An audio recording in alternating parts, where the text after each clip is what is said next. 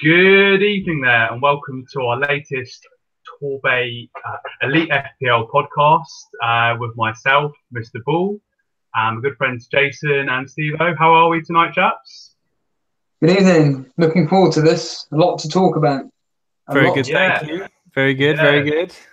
Good. Glad to be back. Sorry about my slip of the tongue there. That's our Torbay Elite Fantasy League, mini league that we take very seriously. So we're going to recap on Gameweek 13 and look at how our teams did and look at how the teams in our mini league did as well.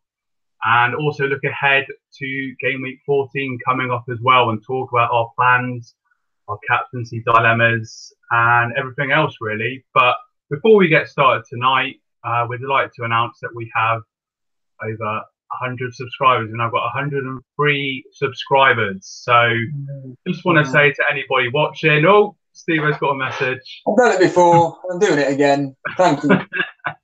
Genuinely, thank you. That's it. So, just obviously thanks to everyone that's been watching. Obviously, we've had regular people in the live chat, people that have been liking the videos, following us on Elite FPL on Instagram, and just thanks to everyone that subscribed. We love talking about FPL, and we love hearing what you guys are doing with your teams, and we're just really happy that this thing's growing. So thanks for that. And so getting into it now, Steve, I can see you're dying to tell everyone about my great game week and the mini league itself. So I'll let you catch that on. Yeah, well, of course, Jason there, the king of fantasy football at the moment. He got a 56 last game week. Now, we can't have really gone over the mini league really, because on Sunday the games weren't really that important regarding players that were playing. Very low ownership.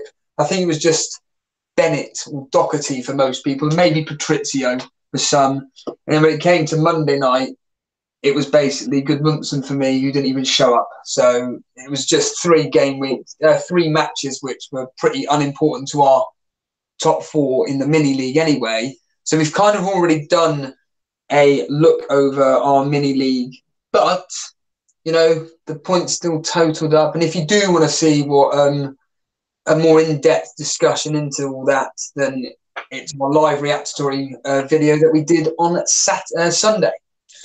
During the Wolves game, in fact. But anyhow, so Jason ended up with 56 points.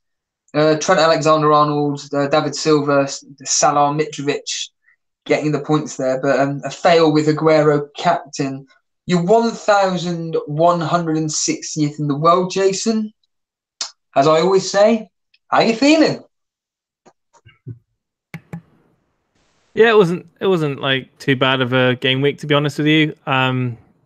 It's above average. I always look at trying to get a probably around about 10 points above average, and I was pretty much there. I did take the -4. I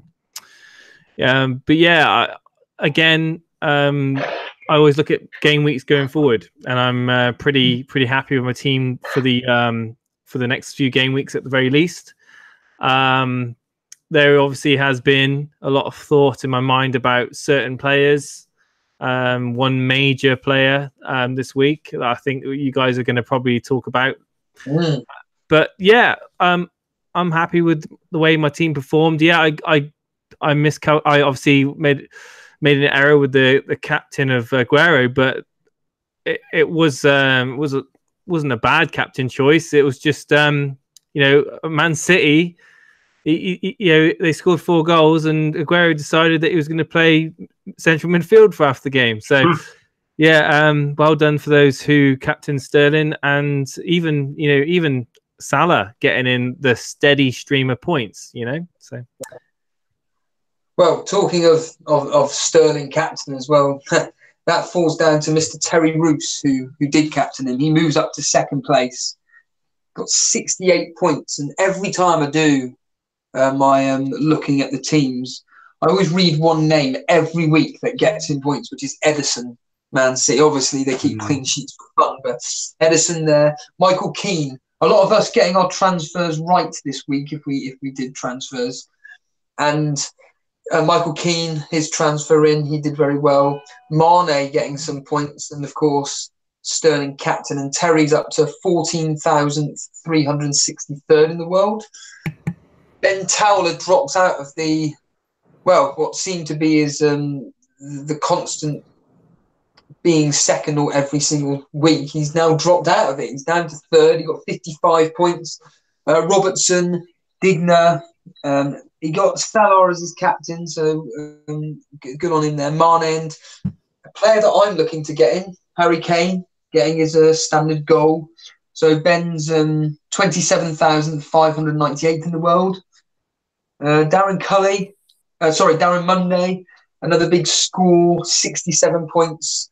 Double up of Liverpool defences. So Trent Alexander-Arnold, Andy Robertson, Mane, of course, Sterling he had, but he didn't captain him. He went with, remember Richarlison. And if Darren had been watching the podcast last week or the week before, whatever, Dan could have reminded him of how Richarlison burnt him when they played Fulham, scored 3 goals. Richarlison did nothing. And Glenn Murray did well for, of course, Darren as well. And of course, you, Dan, as well. We'll come to you in a minute. So Darren's up to 34,782 in the world. Myself, who's 5th, did okay. Double up of the Liverpool defence. I'm not going to go over them because we all know who they are. It's basically the only players that did well for me were basically the triple Liverpool, which was ending with Salah as my captain. I'm up to 48,000th and 9th in the world. Yeah, very happy with my team. I've done, and we'll go into it in a minute when we do our thing, but no one will be able to see it. There's a lot of writing there, and it's my plan for my next 2 transfers, because I've got 2 free. We're going to go into that later. Don't worry about it. Dad, you're up to 9th. You're 260,000th in the world. 72 points. Took a -4. Doesn't matter. Laporte, Trent Alexander-Arnold, Sterling, Salah captain, and Glenn Murray. How are you feeling regarding your team, Dan? Happy that you're out of 11th. Yeah, just I think that's my best game week of the season, actually. I think for me, the most satisfying thing is coming on here and talking about players and actually just finally following my own advice and actually going with my gut instinct, going with what I've seen, Trent Alexander-Arnold being the main one. As I said on the previous podcast we did last week, his form for England and for Liverpool, the attacking positions, and when he scored that free kick, celebrated it like as if Arsenal scored, to be honest with you, because beautiful free kick. Obviously he's often on set piece duty sometimes, but yeah, getting Sterling in, kept banging on about Sterling all season and his stats and his form and his return to season. And I even posed the question, is he an essential player for FPL managers this season? I just thought, come Friday evening, I was like, right, Trent Alexander-Arnold, Sterling, obviously Mendy was injured, get them in. And then I tried to do that thing of, oh, wait a minute, could I? And I just went, no, shut up, make these transfers, and that's it. So it's a long way off the top 4 money spots, but it's nice to just get a higher score and drop a little bit. So as it stands at the moment, Jason's got a 41 point lead over second place. Then this is when it gets really, really tight. So between second and third, there's only 13 points. Third and fourth, 6 points. Between myself and fourth, 7. You're 57 points off fourth. Still a lot of catching up to do, but you're ahead of the pack, I think. I think bringing in Sterling this last week, I think you've done quite well there. So I think it's best to just get on with what people are waiting for. It's certainly what I look for every single week. It's game week preview, our predictions, Dan's dead cert bet, which is basically him choosing Man City every week to win. And of course, I give a little statistic on the history, which kind of actually comes up trumps occasionally, and it's definitely worth listening to. I've also done a bit of history analysis with basically the more popular players that will probably be captain picks this week, and there'll be one player which basically you have to captain. It's as simple as it gets. And I'm just going to kick off with it's a Friday night kickoff for everybody that doesn't know. And it's Cardiff versus Wolves. Wolves completely out of form at the moment. Because of that, I'm actually going to go with a 2-1 victory to Cardiff. The history is also going with 2-1. There's been no draws in this fixture in the last 6. So, Dan, how are you feeling towards Cardiff versus Wolves? An important game for me this game week coming up, because obviously I've got Patricio still and Doherty that have served me so well since my game week, since my wild card. But last game week, obviously they let in 2 goals at home to Huddersfield. That was kind of like the shock result of the game week, and I was just like, because I had such a good score on the Saturday. On the Sunday, I anticipated more clean sheets, more attack and returns. Excuse me. So, yeah, evening game as well. Big game for Cardiff. Yes. I'm going to go for 2-1 win to Wolves. Yeah. I think the manager will just give him a kick up the backside, and I think... that 2-1 to Wolves? Yeah, 2-1 to Wolves. Yeah. I know the form for Wolves has been a bit patchy at the moment, but I think, you know, they've still got quality in their team, so I'm kind of, yeah. So on to the next game, which, let's be honest, is probably going to be Dan's dead cert bet. It's Man City versus Bournemouth. I think pretty much anybody in this particular game is going to captain either Aguero, or if you earn Sterling, captaining Sterling. And I'm going to personally go with 4-0. The history is going with 4-0. The statistic from this game is basically City have won 4-0 3 times against Bournemouth, and they've scored 21 goals against Bournemouth in the last 6. Not looking good for Bournemouth at all. This is certainly a fixture that a lot of people, including myself, are going into panic mode regarding Sterling and Sane. And there's a lot of talk regarding are they going to get dropped? Are they going to only play a certain amount of minutes? Well, just a few more little ones. So regarding this game and popular captain picks, so it's going to be Aguero or Sterling. So Aguero in this particular fixture, he's played 4 games, only 4 times, but only twice has he played the full 90 minutes. So the other 2 times he's been made a sub. He's come on as a sub, sorry. The last time he played, though, he got 2 goals and an assist. In total, he's got 3 goals and 1 assist. But this is when everybody's just going to be like, right, automatic captain, and it's Sterling. He's a freak of nature when it comes to Bournemouth. He just seems to be playing Bournemouth. Likes the odd card, though, strangely. So Sterling, he scored 7 goals. He's got 2 assists. 3 of those goals was actually a hat-trick against Bournemouth. He also received a double yellow card, resulting in a red at some point. He also got another yellow card. And he's only played 5 times against Bournemouth, so he clearly loves playing against Bournemouth. It's quite obvious. If you own Sterling, it's quite simple. Captain him. I said it last week regarding Sterling and his history against West Ham. I said captain him. It came to fruition. I'm saying exactly the same this week, and I am desperate to get Sterling in.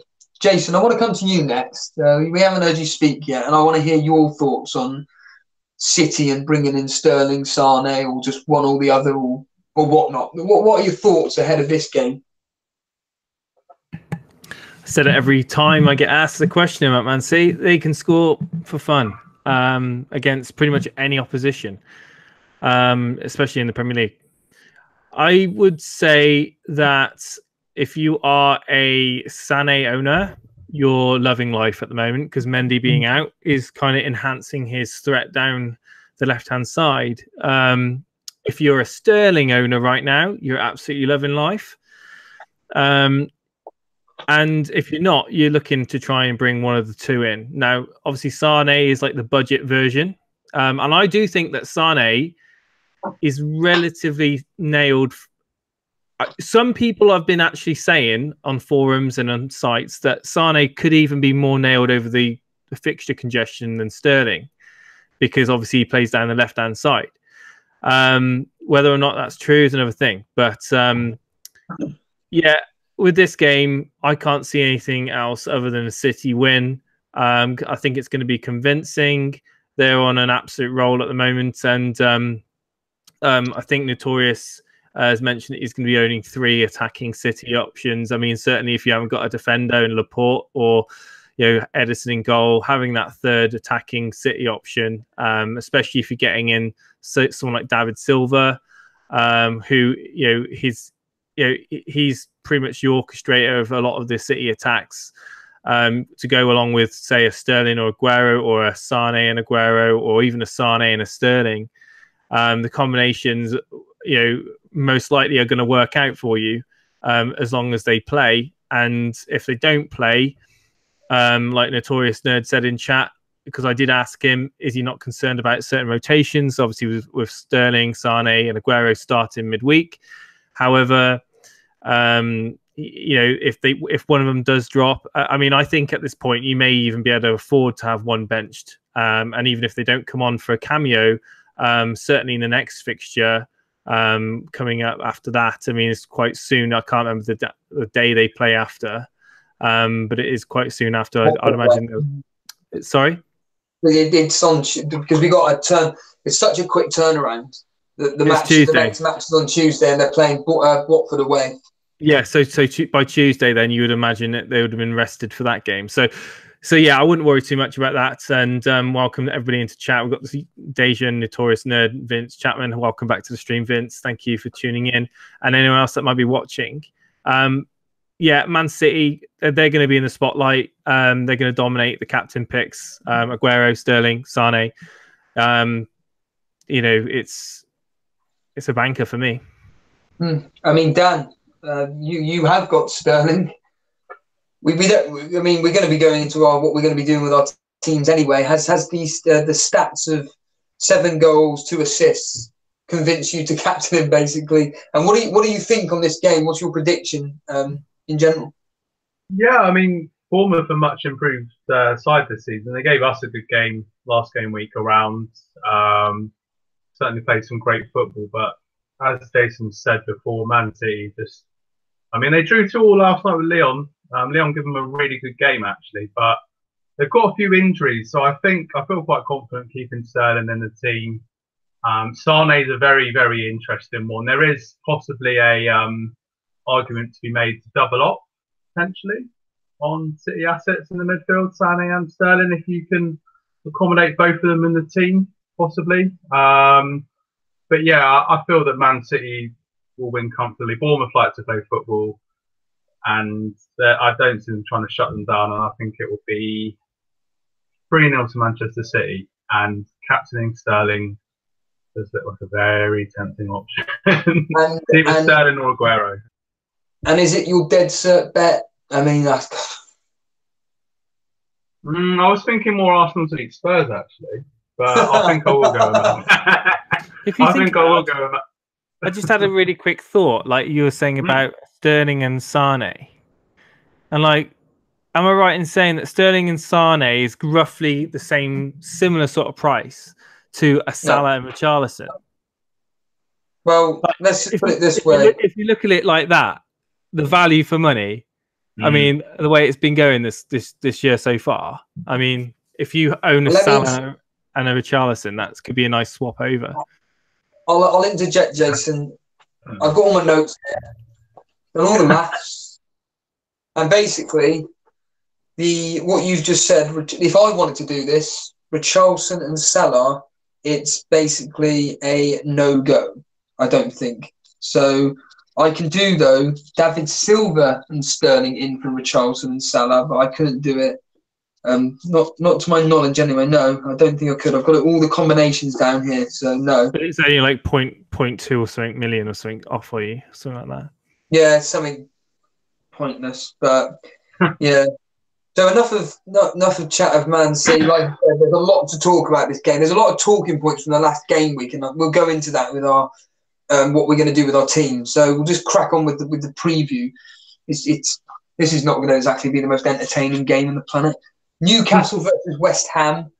I'm personally going to go with a 1-1.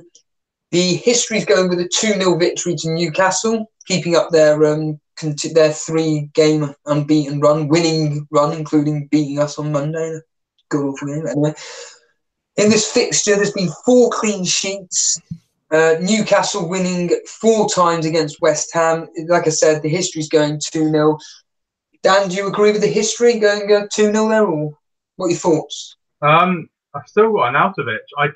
He had a bit of a niggle against Man City. I'm hoping that he's going to be all right for this game, because obviously West Ham's fixtures, as we keep banging on about, are pretty good. West Ham just went kind of gung-ho against Man City and just left themselves open, but they did create quite a lot of opportunities against Man City. And Arnautovic, once again, getting into positions like he's done in the games I've watched him. Newcastle all of a sudden have just turned their season around. 3 wins in a row. People were doubting Benitez before, and really good turnaround for Newcastle. I think this could be quite a good game, actually. I'm going to say, I'm going to say 2-2.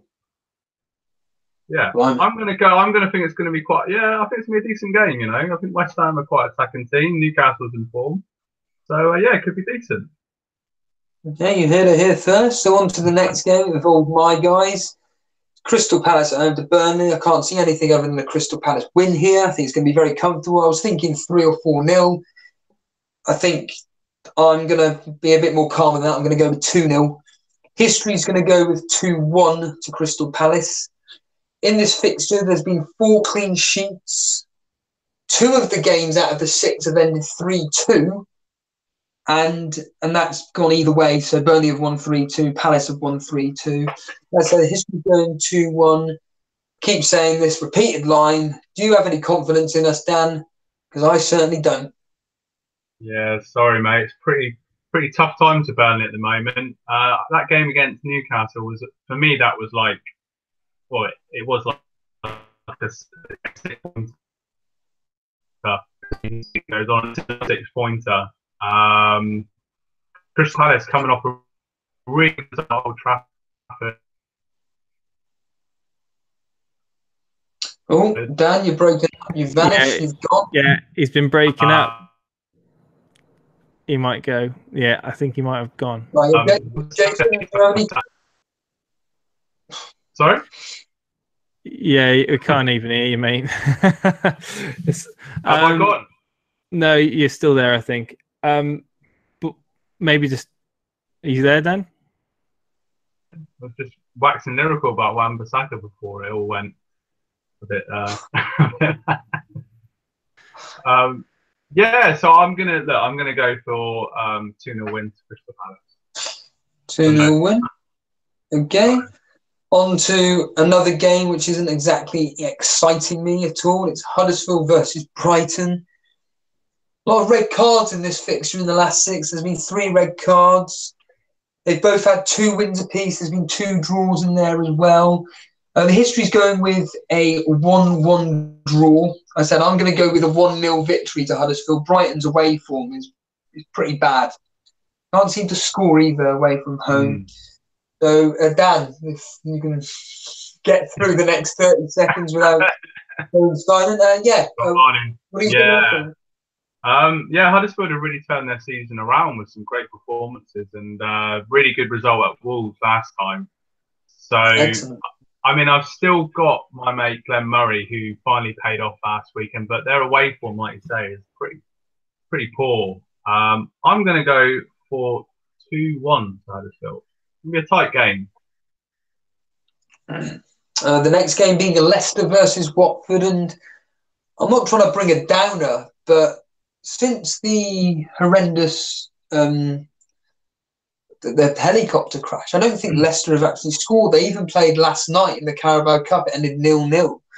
And of course, drew 0-0 with us. I think they played Cardiff. They beat Cardiff. They beat Cardiff 1-0. Oh, 1-0. Yeah, right. It was a penalty, though. It wasn't open play goal. Yeah. No, it's Leicester versus Watford. I'm personally going with a drab 1-1. History's going with 2-1, but a weird bit of statistic here. So when there's been a victory of 2-1 in this game, it's then been followed by a victory of a clean sheet. And the pattern has gone Leicester, Leicester win, and Watford, then Leicester, then Watford, then Leicester. It may go Watford, but the pattern's been something like 2-1, 2-0, 2-1, 2-0, 2-1, 2-0 as an example. They're not the exact scores, but you get the idea. So I'm going to just go with the history here, a 2-1 victory to Leicester. Dan, again, what do you think? Yeah, I mean, I've still got your mate Pereira in my team. Actually, he got into some good positions against Liverpool. Alisson made a great save in the first half. So, yeah, I'm going to go, like you said, it's been difficult for Leicester in recent weeks, understandably so. I'm going to go for a 2-1 victory to Watford. And fingers crossed Pereira can get some. Jay, give us a prediction for this game anyway. Let's hear your thoughts. Sorry, I was replying to people in chat. Okay. Are we on about the Leicester-Watford game? Yeah, Leicester-Watford. Yeah. I think it's gonna be a Leicester win. I think I don't think there'll be many goals in it. I think it'll be 1-0 to Leicester. Yeah. Well, talking of not many goals, the history for the next game suggesting a very low-scoring game, and of course, with the way Man United are playing at the moment, it wouldn't surprise me if it did end 0-0, 1-0 either way. But they're away against Southampton. They make Burnley look good. They're that bad. So Southampton at home to Man U. I'm going with a 2-0 victory to United.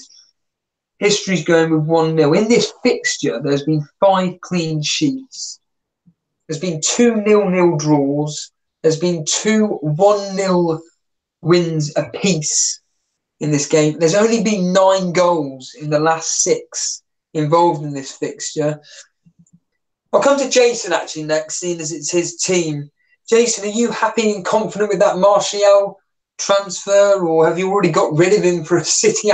Who knows? But are you confident with United up against Southampton?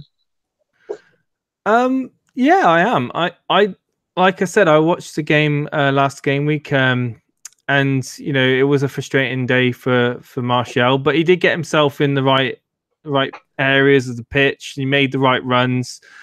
I think having Martial in, for this fixture is make or break. I mean, this is the sort of fixtures you want him in for.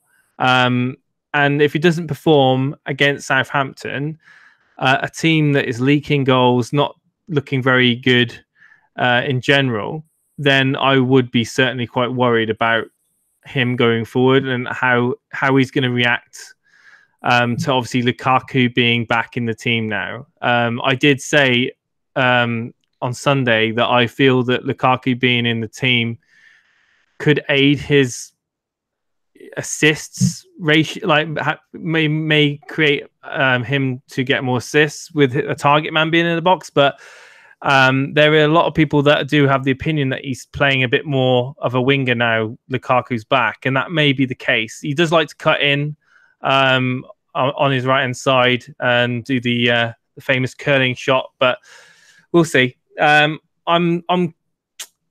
a little bit more reserved about him than I was a few weeks ago, with obviously Lukaku being back. But like I said, this is Southampton. This is his chance to prove everybody that he is a United asset that everybody should get. Because I do think that United is one of those teams that everyone's steering clear from. And a lot of people have been doing well not to have any United assets in. So if there is one, it would be him. Obviously, Luke Shaw, he was in and out. Maybe going forward, maybe a great option as well with United's fixtures going forward. And if they can start keeping clean sheets, and that save by De Gea against Young Boys, if you haven't seen it, God, he needs to start keeping clean sheets as well for his price tag. Yeah, Dan, what do you think on the score? Southampton, Man U?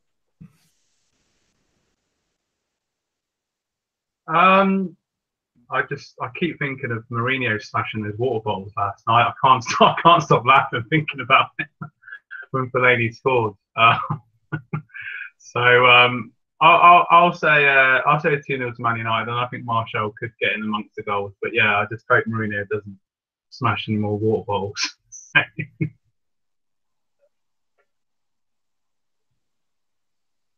And the score? 2-0 to United.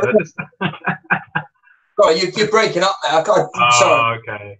So sorry. Yeah. So, on to the Sunday games, where this is where it finally gets exciting. All those other matches, apart from Man City, no one cares about. It's on to Chelsea versus Fulham. And, of course, with Ranieri coming back, can it be the upturn of Fulham? They got their victory against Southampton, despite the fact that they still conceded 2 goals. I was really confident ahead of this game. I was really confident. At the moment, I've got Hazard as captain. But there's still that niggling doubt he may not play. And there was some comments made by Sarri that he may play at the weekend, but he's definitely not playing tomorrow evening. The statistics aren't exactly doing much favours for Chelsea either. There's been 3 draws in this fixture, 2 of them being 1-1. Just a quick question. There's a player that's playing in this fixture that the last time these two met got a hat-trick. Who was it? 5 seconds. 4, 3, Hazard? 2. Nope. Jason? Giroud. Nope. It was Schürrle. Of all people. Schürrle got a hat-trick against Fulham the last time they played. So quite extraordinary, really. But I'm personally, as it stands, I'm going to go with a 4-0 victory to Chelsea. I think they're going to come back after that dismal performance against Spurs. The history is going with a 3-0 victory against Fulham.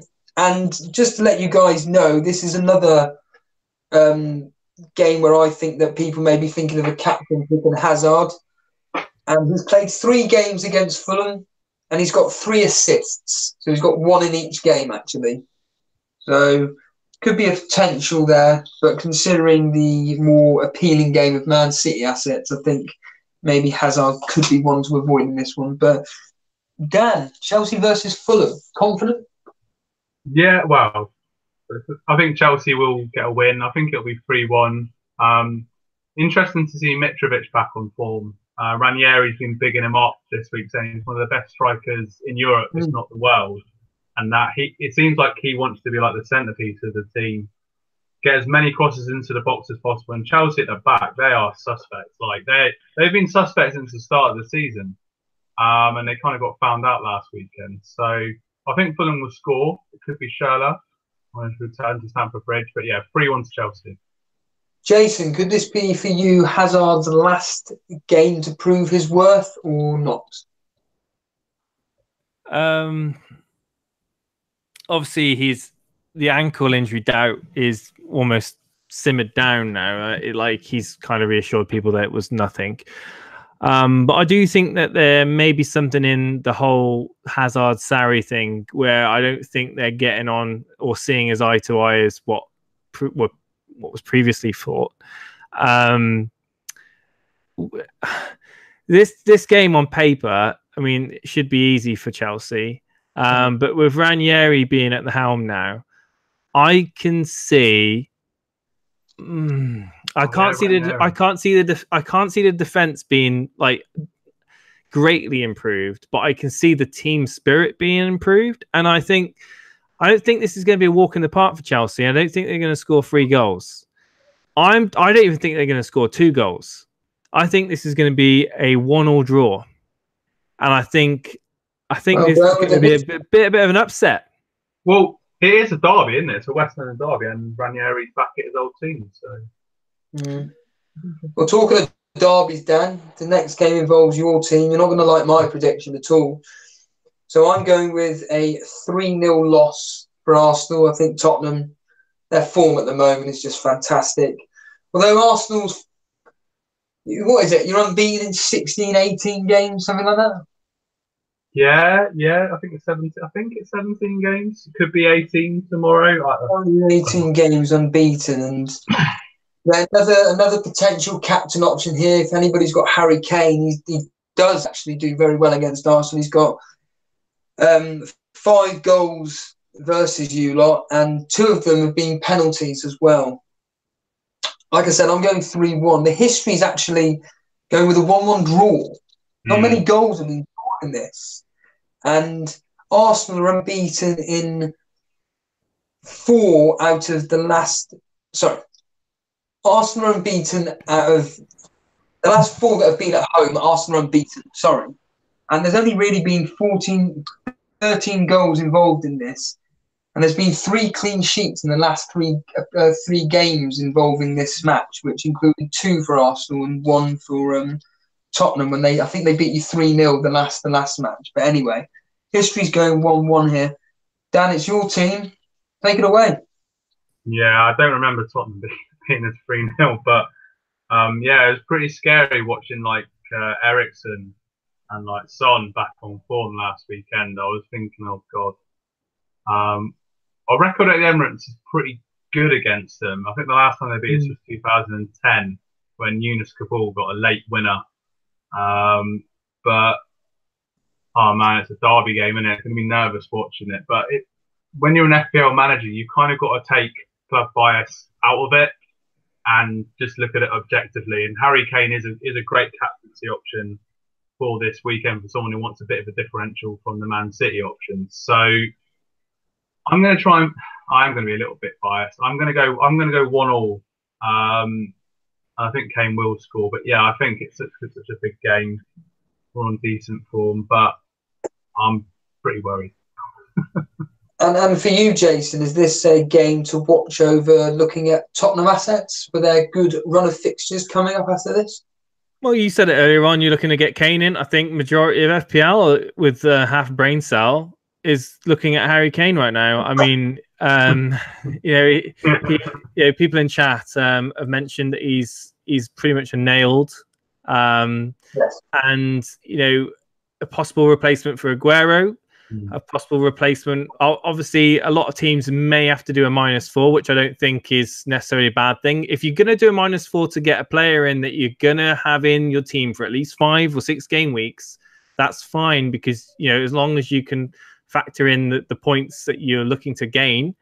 Obviously, Aguero, obviously with Jesus being a fitness warrior at the moment, but I can't see him being out on the fringe for too long. I think Pep will try and bring Jesus in for the festive period. I could see him coming in for a few games. And I think Harry Kane, on the other hand, is going to be kind of pretty much there or thereabouts majority of the games over the festive period. So Aguero to Kane, even the Salah downgrade with an upgrade of a mid price striking option to Harry Kane and a downgrade from Salah. That's another option. Obviously, there's a lot of people with Alonso. They might think, right, now's the time to try and free up some funds in my defence, take out Alonso, bring in a more premium defender, and then bring in, say, use that money to spread about and bring in Harry Kane that way. There's plenty of ways, but I do think that if he scores against Arsenal,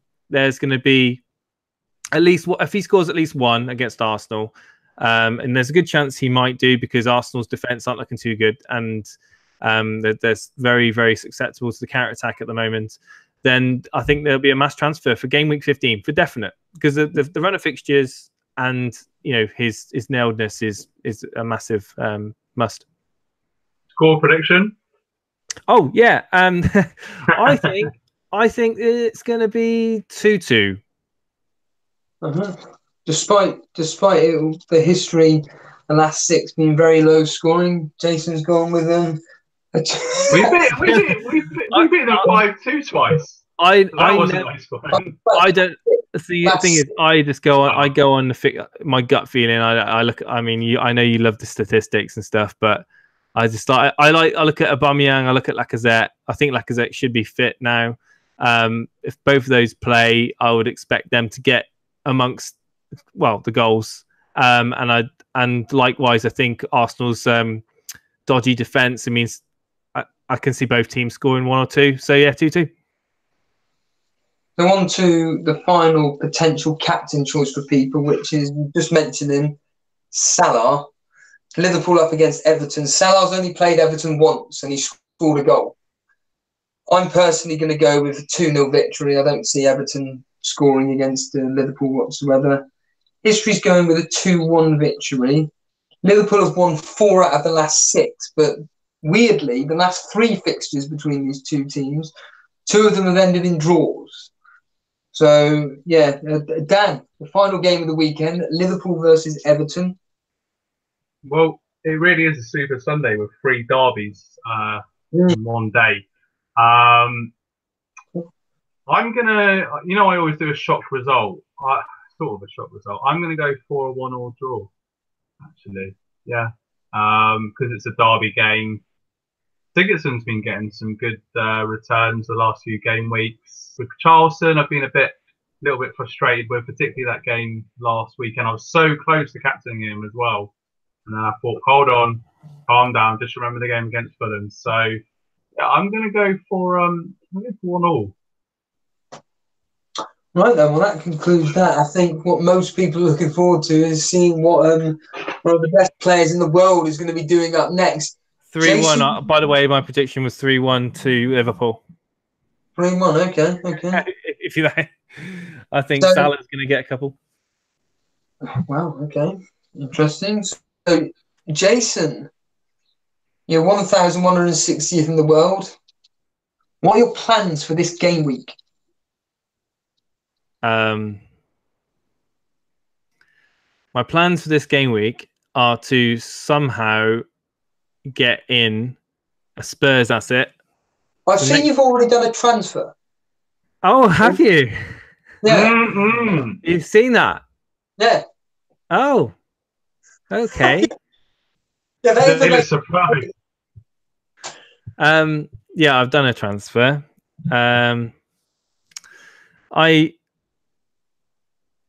I will reveal my transfer. I took out Hazard and I brought in Sterling. No way. Oh, actually, makes sense. Yeah. So I kind of thought about what we were talking about Sunday, and I left it a couple of days. I think like 48 hours or something like that. And I just thought, you know what? I actually did it before. Just I think a couple of hours before Man City kicked off. I didn't even wait to see the lineups. Sterling could have got injured, and I still did it. Completely maverick. In the sense of I just couldn't wait. I just did it, and I feel good about doing it as well. And I thought, bye Hazard, hello Sterling, because I think that Sterling's ceiling is higher than Hazard's, even against Fulham, and I have got earmarked other options to get in Harry Kane. I do like the idea of Harry Kane. There'll be a lot of people thinking, well, why on earth you want to get Harry Kane? He's not looking that great. But I do feel like he's going to turn up the heat over this period coming up now.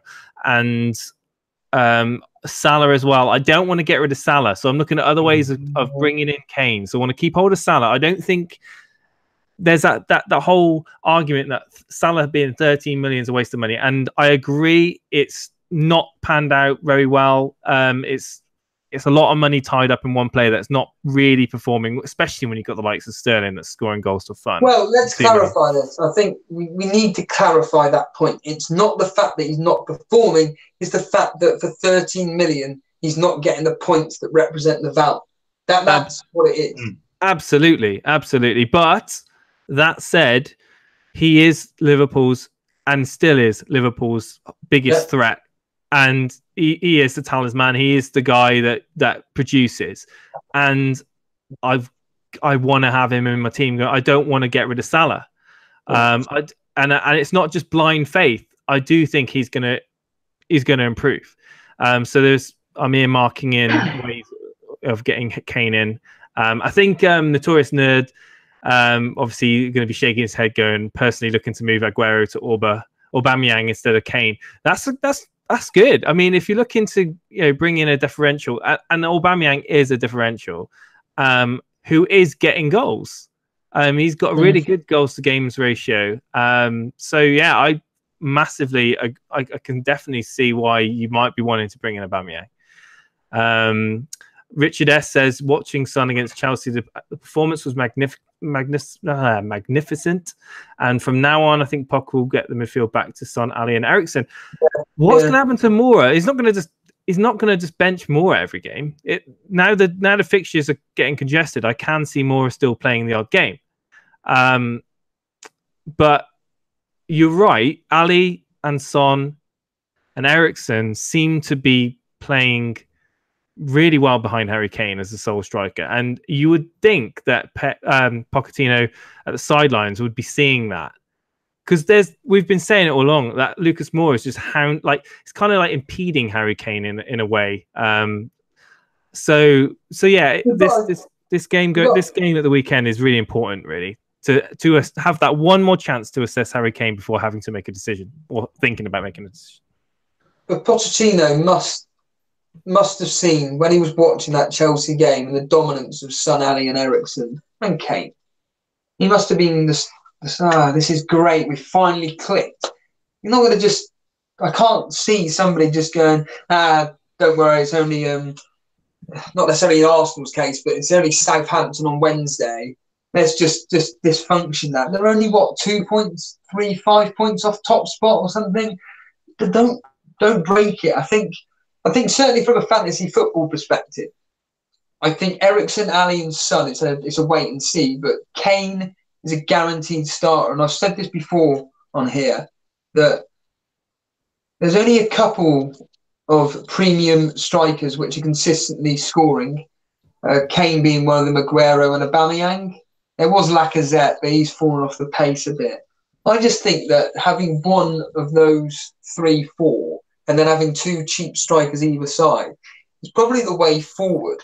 And I certainly think that with the upcoming fixtures for Tottenham, I think Kane could potentially be essential. I mean, Dan, do you have any thoughts on this at the moment? Yeah, I've been looking at Tottenham's fixtures coming off, and I mean, as Jay said, Kane's not really, the replacement for him would be Llorente, but I think Kane's kind of nailed on, and he's picked up, getting the goals, and I think he's got that link up with Son as well. Him and Son, they link up really well, and it's almost like last season, the second half of last season, Moura was like a luxury substitute coming on, having a bit of an impact in games. But the way I see it, it's like if it ain't broke, don't fix it.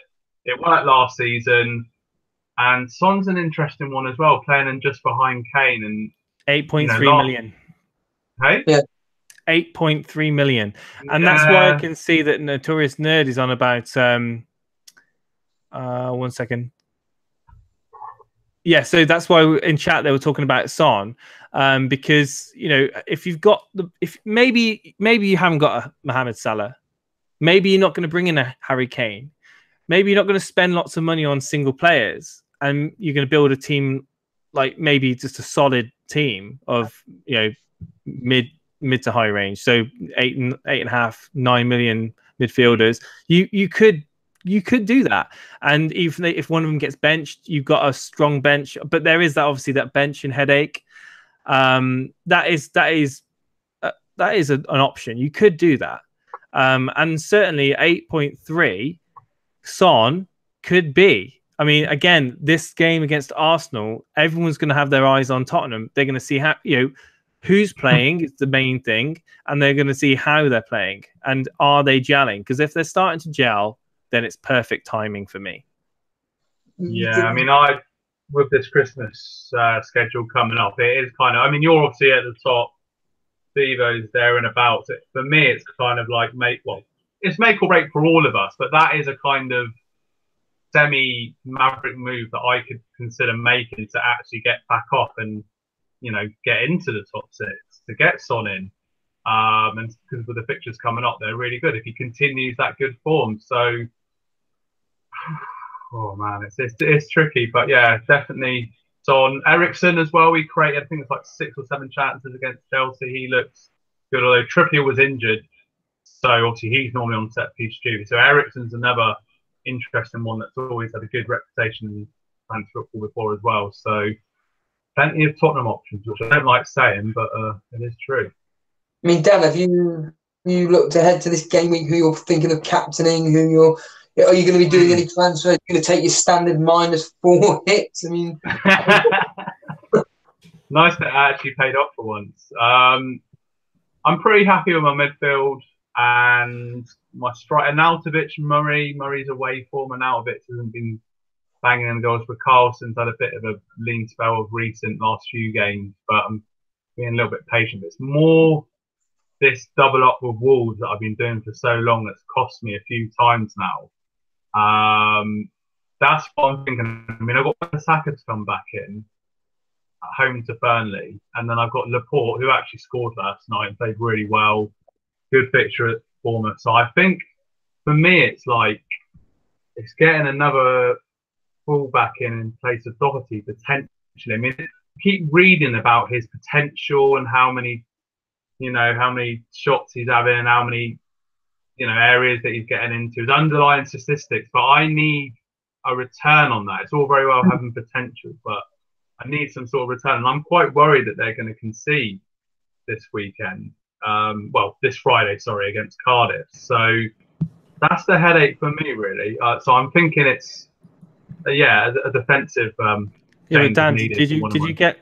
Sorry to butt in, but did you get Doherty when he was 4.4? I think he was a little bit higher.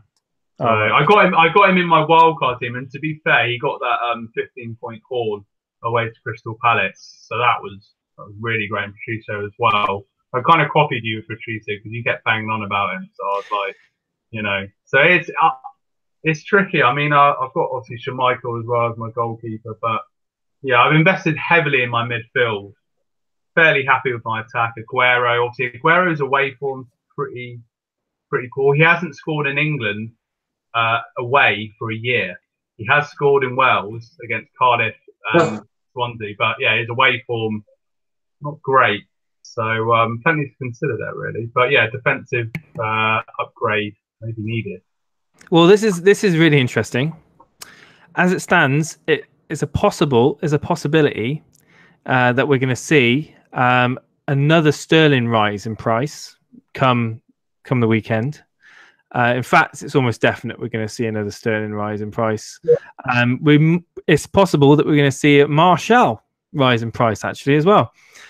But it's almost certainly that by the end of this evening, we're going to see a rise in price for David Silva because of his price tag at 8.6 at the moment. Very, very tempting for a lot of FPL managers. So yeah, again, Man City, it's all about them. Hazard being one of the most transferred out players. It's because of the ankle injury.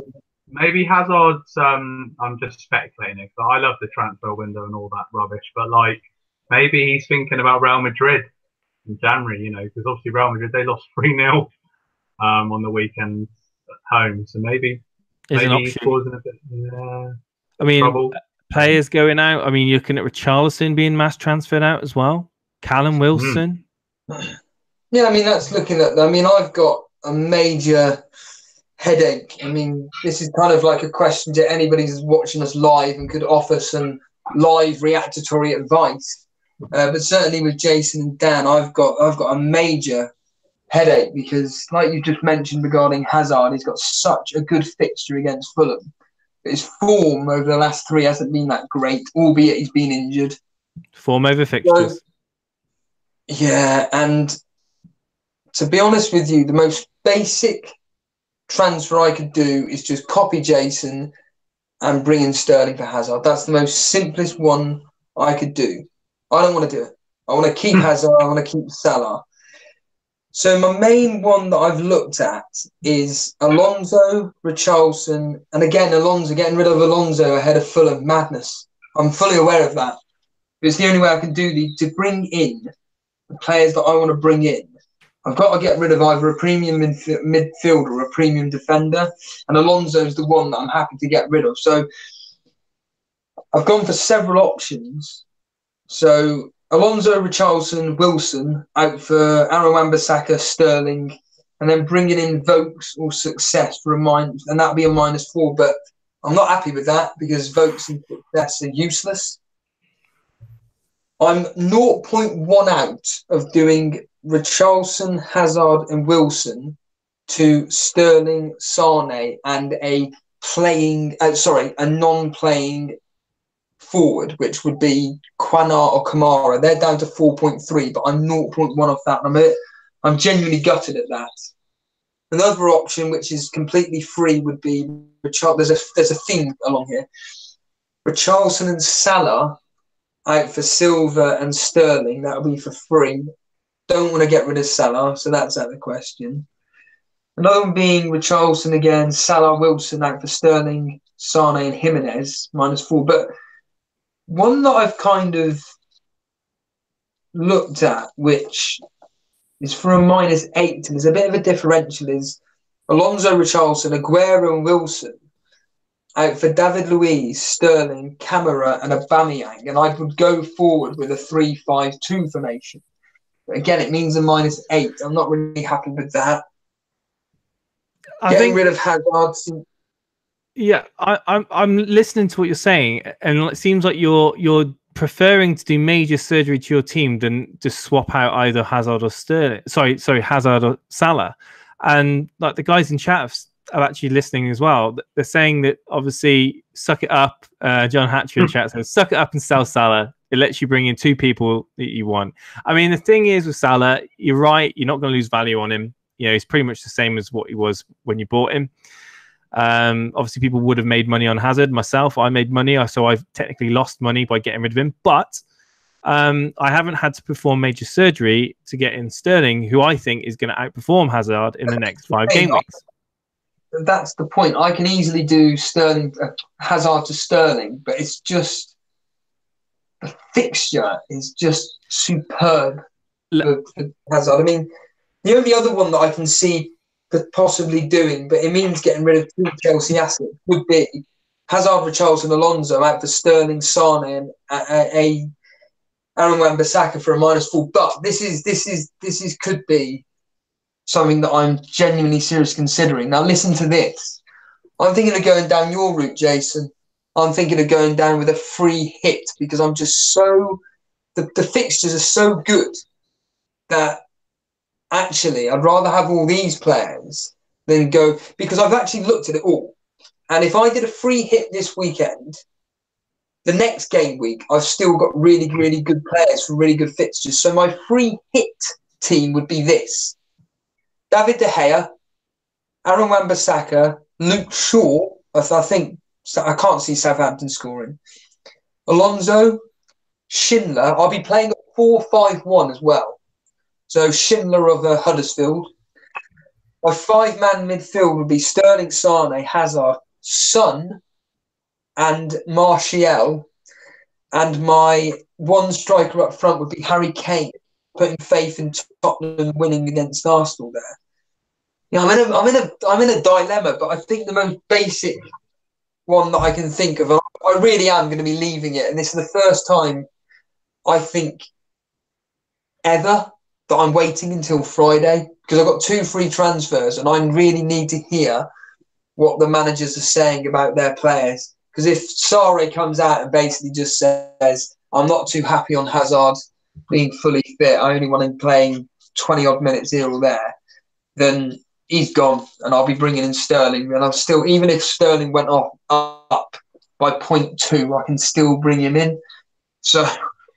yeah. Well, I think I don't know the exact quote, but Sarri said words to the effect of that. Obviously, due to Hazard's fitness with his back and obviously with his ankle now, he said that it's very unlikely that he's going to be featuring in all the games over the coming weeks. Yeah. Obviously, December being really fixture intensive, so bringing out Hazard, it may not be such a bad option, especially if you're bringing in someone like, if you're going to enable Harry Kane, for example, instead of sacrificing Aguero, maybe upgrading a Mitrovic or upgrading a Wilson or upgrading an Autovic or something like that, and downgrading a Hazard may be a good option.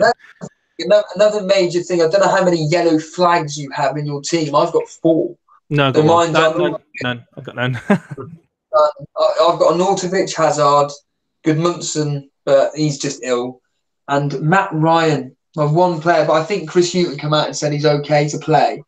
If he's not, I don't have a playing goalkeeper. So, like I said, I'm really going to be listening out on those Friday press conferences and finding out exactly who's going to be available or not, because I think I'd be confident in playing my free hit chip, to be honest, for this game week. I think there are a lot of favourable fixtures. That Liverpool game, really, it's only the defence that I'd really want. I don't really see Everton have tightened up quite a bit as well. Not going to be free scoring. And the only game which well, there's two games that I predicted, but there's only really one that stands out. To be honest, here it's City versus Bournemouth, and this game week is tough for somebody who's got 2 free transfers and doesn't really want to get rid of. Nothing would make me feel better seeing my opponents not having Sterling in. Come the deadline. I just think that I think you're gonna have him in your team. I really do.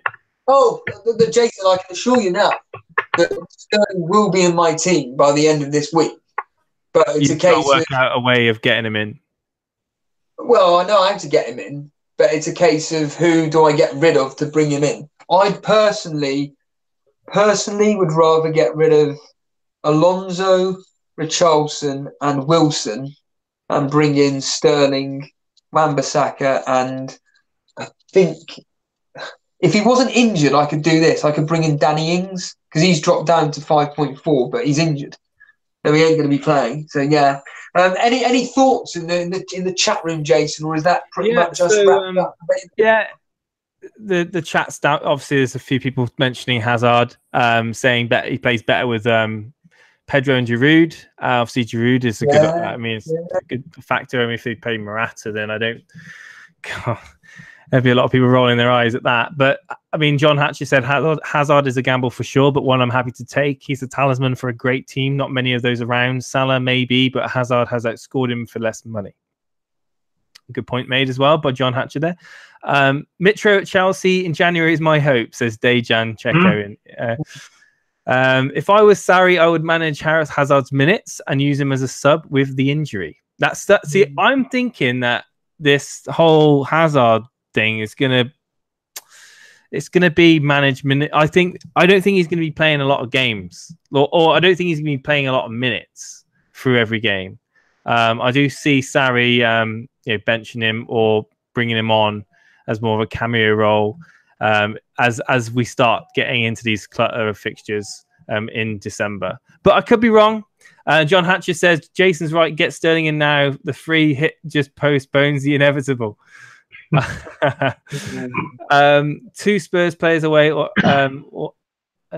Andy Salter says 2 Spurs players away at Arsenal. What are you saying, that you got 2 Spurs players away at Arsenal? What he's saying is in my free hit. Oh, right. Well, yeah. The Kane's record against Arsenal. Arsenal's defence is terrible. Tottenham's, depending on tonight's game against Inter Milan, if they were to beat Inter Milan, it's like you said, Jason, about Fulham and the team spirit and everything. I think beating Chelsea, beating then Inter Milan, got a London derby, confidence really, really high. They ain't got anybody to fear. They've got a brilliant team. It's Arsenal up next, and a bit of fun, lads. Just I know you like this talk. Notorious Nerd in chat. Obviously, you're talking about getting rid of Richarlison. He actually says, and I agree with him. And I've got rid of Richarlison. I do think that having Richarlison in is still worthwhile. He's playing out of position. He's playing up front for Everton, and he's 7 million, so it's a bit of a bargain there. Especially if you look at hold on a minute. My point, my argument against that would be, but I'm bringing in Sterling to replace him.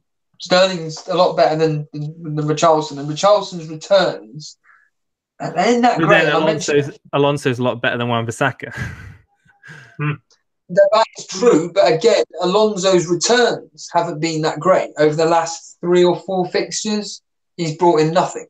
Maybe 1 clean sheet, and I could tidy up my defence quite easily by getting rid of, say, my double up on Liverpool defence and maybe upgrade Aaron Wan-Bissaka. You get the idea. To a Chelsea defender like David Luiz, who's only 5.6 million. So there's a lot of simple things. While we're speaking this, I think that I've almost been persuaded to do Hazard to Sterling and then actually roll over my free transfer into the next game week, so I've still got 2 transfers. I think that may actually make logical sense. But if you're chasing in the league, which you still want to catch points on me, keep an hold of Hazard, and then he ends up scoring a brace against Fulham, and Sterling gets benched, then you could potentially gain 20 odd points, on me. Yeah, that's so it's like Dan always says, we're constantly guessing each other, but I don't look at it like that. I just look at it as these are top quality professionals, which I just can't see their manager dropping for the sake of a rest period. I think just you look at the actual minutes played by, for example, Sterling. Barring 2 games, he's played basically 90 minutes in every single match this season. So, is he actually outperforming Salah right now? Like, I think he may be from last season. From a consistency point of view, the answer is no. That's the thing. From a consistency, no. But from a explosive potential, well, there's no potential about it. From an explosive point of view, easily outperforming Salah. But that's what I keep banging on about. Salah's bringing in the points regularly. In fact, I think his average is about 7 points, 8 points a game. Aguero's another one, averaging 6 points per home game, give or take. He's getting a minimum of a goal. I'm more concerned about players like in my team, like Aguero. I'm just sick to death of owning because they just get you that 1 goal when I could, potentially, I don't know. It's just so annoying. So much. That's what's great about FPL is that there's so many different combinations, and you're not always going to get it right. And you put that pressure on yourself, and you read about other people's thought processes, and you watch podcasts, and you listen to other people, and you're left with that conundrum. The thing is, though, Jason, in all seriousness, like people may mock this for like the history. Oh, he's put the book out. But it's been proven right throughout the whole season. Even at the moment, as it stands, I've actually done really, really well over the last few game weeks regarding my predictions. Last week, I got 7 out of 10 outcomes right. The week before, 7 out of 10 outcomes right. That's pretty good going. I want to start betting. At the moment, Dan's worse off. So the history's got 6 game weeks right. I've got 5. Dan's only got 3. And looking at this, I can only see really it being City and Chelsea doing the goals galore, and maybe Crystal Palace. But aside from that, it's a very, very tough game week to call, and that's why I'm seriously thinking of hitting that free hit chip. And like Dan said, going on your gut instinct, and it's so many times I never go with my gut instinct. My gut instinct is telling me what? Bring in Sterling. I don't know who for them. Bring in Sterling, but captain him. And then, because that's my gut instinct at the end of the day. Yeah, okay. Well, I think that about wraps it up for this latest Elite FPL podcast this week. So, good luck for game week 14, and feel free to join us on Instagram, Elite FPL. If you're watching the replay of this video, you've enjoyed it, leave us a comment, like, comment, subscribe, all that sort of good stuff. And yeah, obviously enjoy the football ahead for the weekend. And I think we should be doing another reaction podcast potentially on the weekend. So stay tuned, obviously on our Instagram channel. We will announce that when we go live, and for our upcoming podcast as well. And stay tuned to the channel as well. And yeah, as Mike Brailsford says, enjoy your football. Thanks a lot, lads. Yeah, have a good one, guys, and thank you for subscribing to everyone that subscribed. We made it over 100 subscribers as we mentioned at the beginning of the podcast. I've just linked in. We had a few people have actually mentioned about a mini league, and I've created an Elite FPL mini league just in its early stages, and if it's nothing serious or anything like that, feel free to join it. It's just linked in chat with the code there. You can join it for that code. But yeah, thank you ever so much for watching. Thank you. Nice one.